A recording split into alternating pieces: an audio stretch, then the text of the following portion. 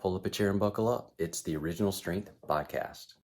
Hey guys, today on the BodCast, I am talking with Professor Shane O'Meara. Shane is a neuroscientist at the Trinity College in Dublin, Ireland, and he's also an author and speaker. In fact, he has a wonderful book called In Praise of Walking. And that's what Shane and I are talking about today, walking, the one thing you were certainly made to do. This is a really fun conversation about walking and zombies, believe it or not. Oh, I watched your zombie talk. I'm sure you're going to be fine. Yes, a talk that I shall never, ever live down. You know I what, don't know though? what possessed me to do it, but anyway. I thought it was very clever. Thank you. Yeah, no, that was fun, but that was in a very large theater. I think there were about 3,000 people present. It looked massive. Yeah, I was a little bit happily when you walk out first, you can see everybody, and it's kind of like, oh God, what have I done here? And then they turn on the lights, which is brilliant because all you can see is the front row. And I'm sure that does help. Else. So and when you look up, all you're seeing are the lights. So that's really fantastic. It just takes away the stage fright. But anyway, the silliness continued. But anyway. Awesome. So, Professor O'Meara, I have a company called Original Strength, and one of the things we do in that is, well, really, we're just trying to help people remember how they're designed to move. Call me Shane, by the way. Just yes, to be sir. clear. Yeah. But in Original Strength, what we do is we try to help people remember how they're designed to move, and we also try to let them know that we're created to do certain movements that are quite miraculous.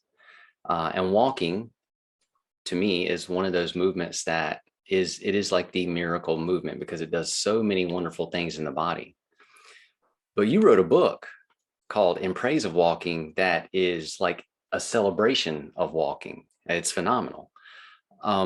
What drove your passion for walking? How did you come to write that book? Yeah, so there's a lot of little strands that kind of come together. So the first thing I'll say is that in school, when we had to go out on runs, I was always that guy at the end who was terrible at running. But if we ever did long walks, I was always that guy up the front. So I'm clearly not built correctly for running, but somehow I've been built rather well for walking because I really, really do enjoy walking. So that's kind of, from the personal side of things, I've always loved to go for a good walk. But actually, the idea for the book didn't come from me. It came from my literary agent.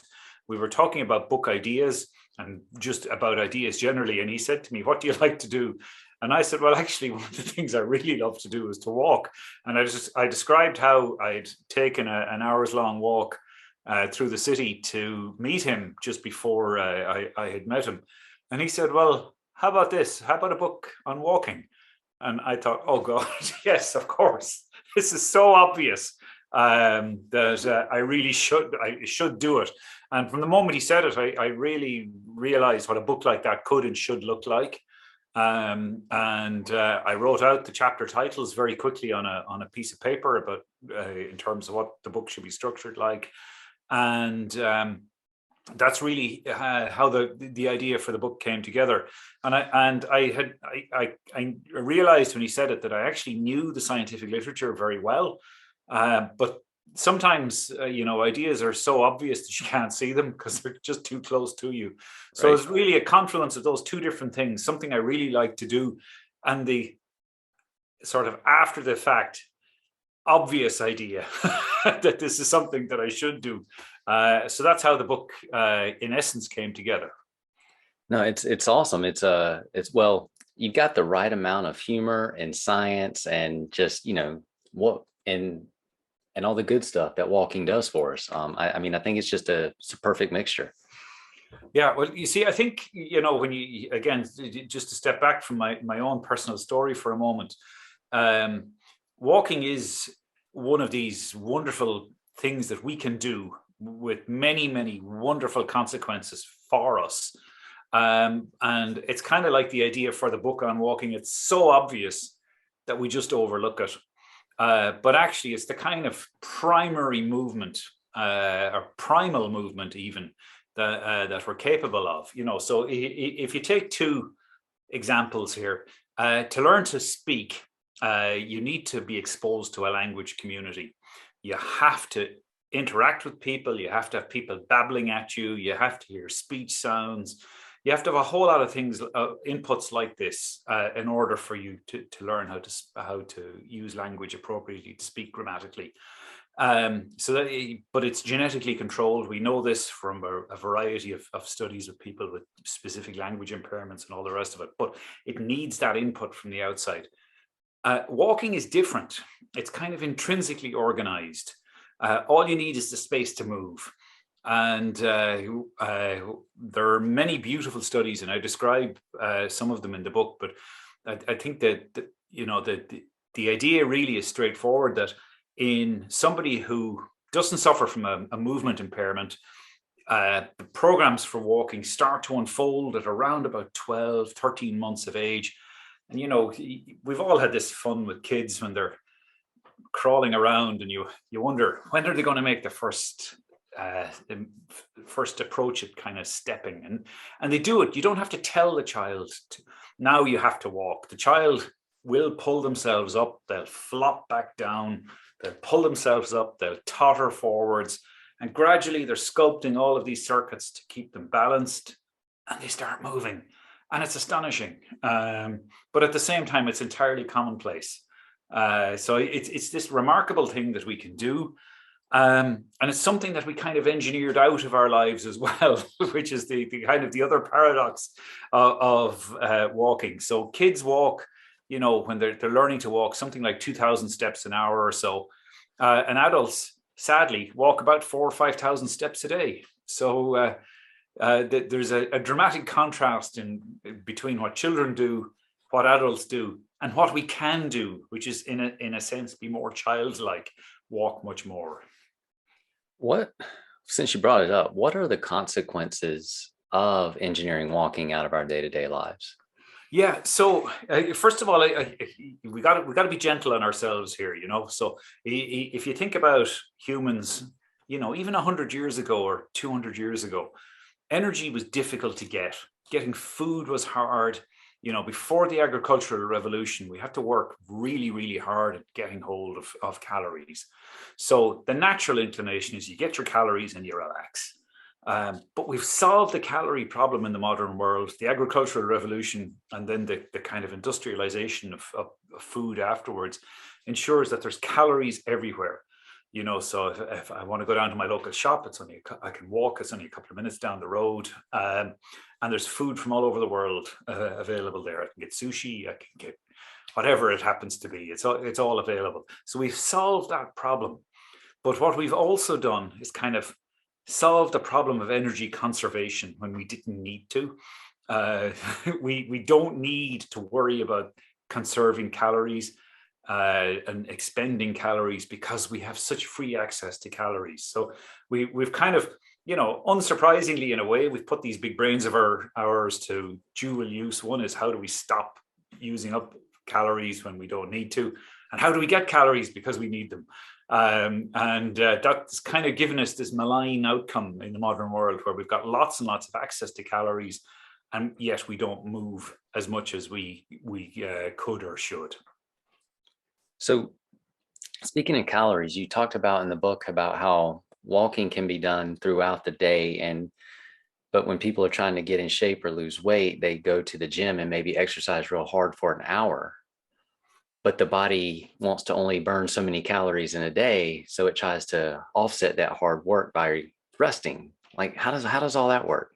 So if you think about it in terms of a kind of like an energy budget or the economy of your body for energy, there's different estimates out there. But what you can do, and physiologists have done this now in great detail over the last 10 or 20 years, you can equip people with movement monitors. You can estimate how much energy people are burning, for example, through looking at changes in oxygen uptake or the changes in urine in terms of labeled water. There are lots of ways of measuring how much calories or the amount of calories people burn.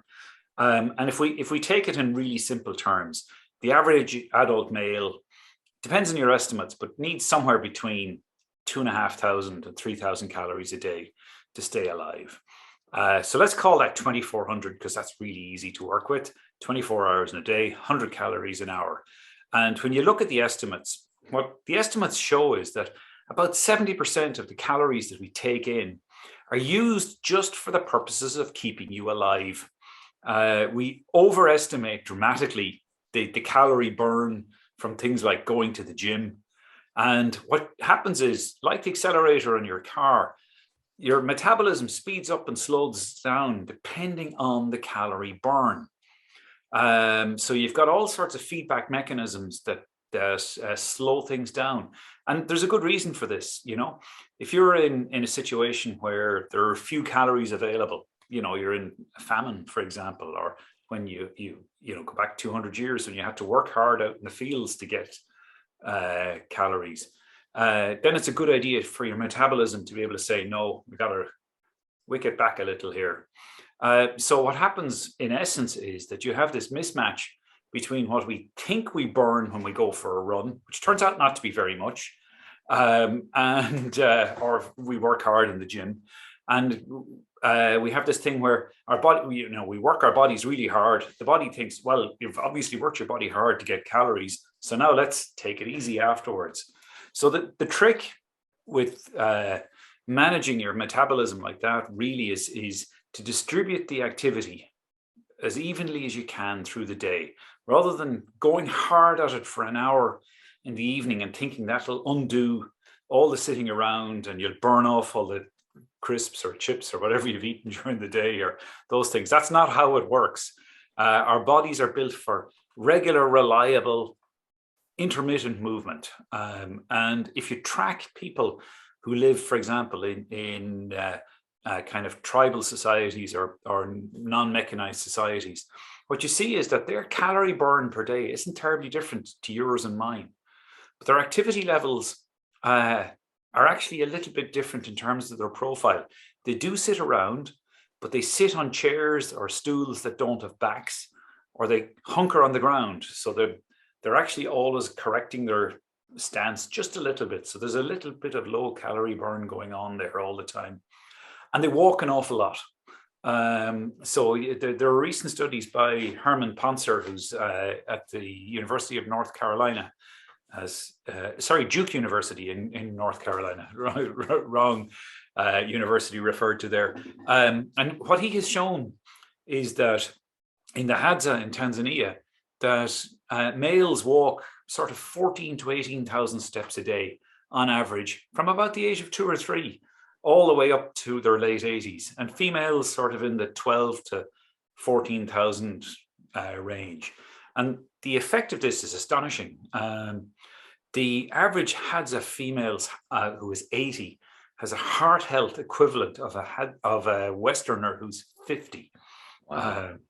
And other studies with the Tsimane in South America have shown exactly the same, that the average Tsimane male has heart health at the age of 80 is the equivalent of an American age 52 or 53. And this is because they are engaged in lots of regular activity during the course of the day, from very early in life all the way through to very, very late in life. That's awesome. So what you're saying is we need to get in 14 to 18,000 steps a day. We need to move a lot more than we do. You and I should be doing this on a WhatsApp call while we're walking around, but the sound quality, of course, would suffer. It would be rough. So walking has a lot of benefits. How does walking benefit the brain? Yeah, so it's a really nice question, and there's two ways of framing this. So one is to think about what happens in the brain when you get up and move. So you're seated, I'm seated at the moment. If you decide you're going to get up, you're going to walk downstairs, you're going to walk out your front door, you have to form the intention somewhere. Typically, you'll form that intention probably in the frontal lobes of the brain, where you have this decision-making area. And then you must send a command signal, which commands your body literally to move. It must recruit the correct muscles in the correct sequence. This is called a muscle synergy. And you stand up. Now, that's a challenge to the body. It's a challenge to the brain. Standing up is hard. Standing on 2 feet is even harder. And the reason for this is because, contrary to how it feels, you're actually hung from your head and your feet contact the ground rather than you make the movement from your feet up. Now, how do we prove that? We prove it actually in a variety of different ways, but the simplest way is to take a line from the corner of the eye to the ear. And what you see is that people maintain that parallel to the ground, irrespective of the movements that they make. If you watch a figure skater, watch a dancer, watch somebody slipping and sliding, whatever it happens to be, the first thing that happens is you stabilize your head. If you don't stabilize your head, you're going to fall over. The system that's responsible for this stabilization is called the vestibular system. And this system is plastic. In other words, it can be trained, and it responds to and adapts to the challenge and the stressors that you put upon it.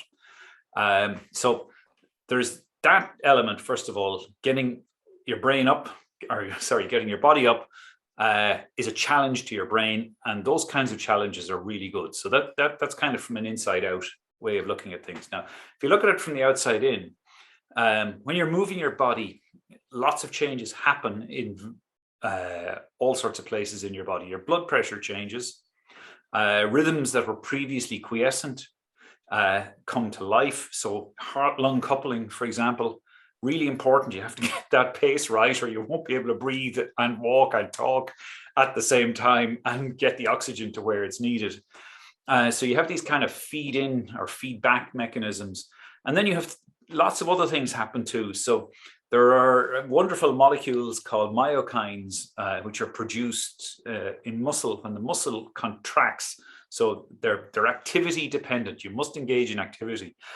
And these myokines stimulate the immune system, and they stimulate repair. And they also have a very important property, which is really overlooked. They have an anti-inflammatory property. So they bring down inflammation in the body generally. And these are all good things. And the nice thing is that when you stress muscle, you get a pro-inflammatory response. It gets a bit inflamed and gets a little bit sore when you work it hard. But the anti-inflammatory response kicks in after that happens. And it continues for a very long time, especially when you're working the muscle constantly and regularly, not obviously to its limits, but when you are working the muscle. So you get these repair things happening, and these molecules diffuse right around the body, and they also diffuse into the brain. And they have nice effects on brain function. So movement stimulates your immune system, stimulates all sorts of organ systems, and it has a feedback effect on the brain as well. Awesome. You have a chapter called "How Are We Supposed to Walk?" or something to that effect. Like, let me pull out the chapter title here. So how to walk, the mechanics. Yes. Yeah. So how are we supposed to walk? So walking, as I kind of emphasized at the start there, is a behavior that is one that doesn't require somebody else to explicitly teach you it. Language, you must be exposed to a language community. If you're not, you will never learn to speak with the fluency and articulacy that we're capable of doing, because we had that input at a young age. So how are you supposed to walk? I think, in a sense, the kind of admonition of the chapter is that you're supposed to walk a lot more than you do. If you engage in this walking regularly, it will have these very profound effects on your brain and on your body. You will end up doing things like latent learning. You'll pick up information from the environment just by virtue of the fact that you're moving around in the environment, and you will see things, you will learn things, you will think of things that you wouldn't have done had you not been engaging in that movement to begin with. So here's maybe a weird question, but can walking help us become better people?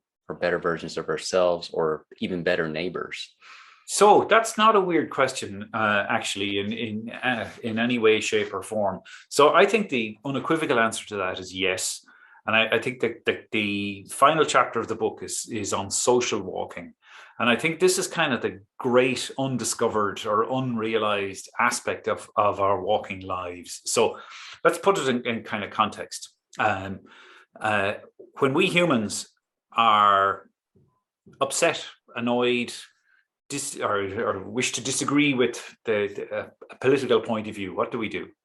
We gather together in large numbers and we walk in protest. We walk in unison, we chant, we converse with the people that we're walking with, all of those kinds of things. Now, you may agree or disagree with the walk. That's neither here nor with the political purposes of the walk. That's neither here nor there. The point is that we do it together. Now, if you think of the chimpanzee, you think of the bonobo, you think of the gorilla, all of these other creatures that aren't terribly distant from us, when they're hacked off with the alpha male in the troop, what do? They kill him. Or they expel them. But they certainly don't walk together and protest. And they don't gather males, females, young and old, all doing this quietly together. So our behavior where this is concerned is very, very different. And if you ask people, how do they feel as a result of having walked together? What you see reliably, and this happens for people walking on pilgrimages, people walking to rock concerts, people walking in political protest, whatever it happens to be, people feel a sense of well-being, often a sense of joy from having been together with others, walking together for that end. And they also experience something which you don't experience in everyday life very often, which is a kind of a blurring of the boundary between self and other. You feel like you're part of something larger and greater than yourself. And those feelings last for a considerable period of time. And even if the walk itself was a failure, people are still proud of the fact that they did it. So in the country next door to us, in the United Kingdom, they had this big debate about whether they should leave the European Union or not. And 1 million people turned up in London to walk, to protest against the idea that they should leave the European Union. And you can still see that people are very proud of that they did this, that they didn't wish their country to do that. They failed, but nonetheless, it gave them a sense of belonging and being with others, and allowed them to express something that they wouldn't have done. So there's kind of, the immediate physiological benefits of going on the walk, but there's this amazing social benefit of being out with others.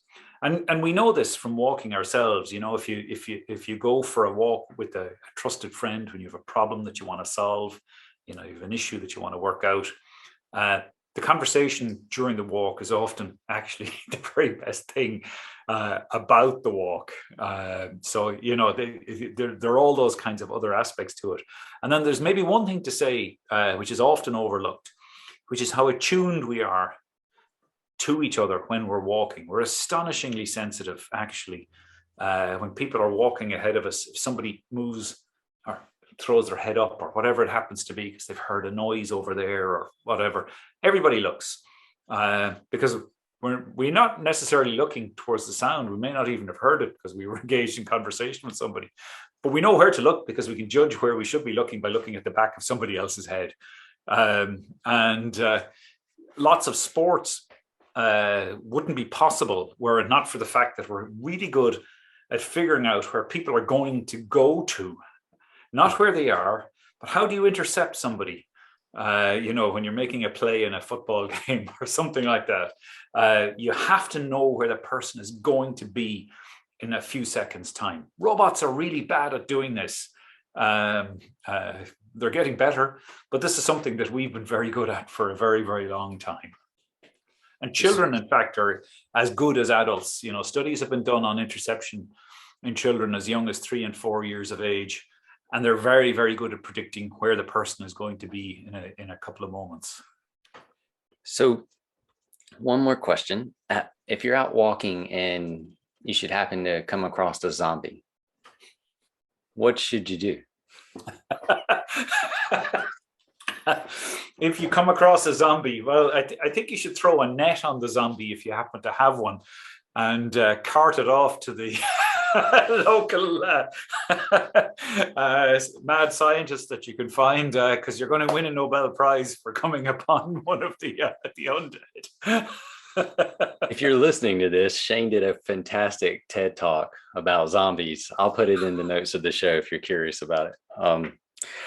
They won't catch you. Zombies are very slow, shuffling walkers. They're not very good walkers. No, and if you look at movies about zombies, and I've watched far too many of them, what's always striking to me is that nobody uses bicycles and nobody has dogs, or they don't run towards where the bears might be, because no zombie is eating a bear. It's not going to happen. So yeah, I don't think zombies are something to worry terribly about. That's a good point. By the way, Zombieland is one of my favorite movies, and I don't know why, but there's just something about it. Oh, Zombieland is great. It's a great movie. And actually, Double Tap was quite good as well. I didn't expect it to be as good as it was, but it was very good. If you throw Bill Murray into something, it's bound to be pretty decent. Yeah. Shane, it's a wonderful book. I don't want to ask you too much about it because I would like for people to actually read it, because there's so many wonderful nuggets in there. I do know that, and you did say this in the book, that walking really helps with your creativity. And since you love walking, I know it helps you solve problems and things. Has it sparked your creativity to write another book? Yes, it has. In fact, I've another book which I'm working on with my editor at the moment. And I during the period of the pandemic, I dictated a good section of it when I was out walking. So it's hopefully will appear in the UK, Ireland, Europe early next year. And then we'll see about the US. Hopefully it'll be perhaps towards the summer. And it's a slightly different book to the walking book. What I try and do is understand how we get from our brains, which are collections of neurons, to neighbors and neighborhoods, all the way to nations. Wow.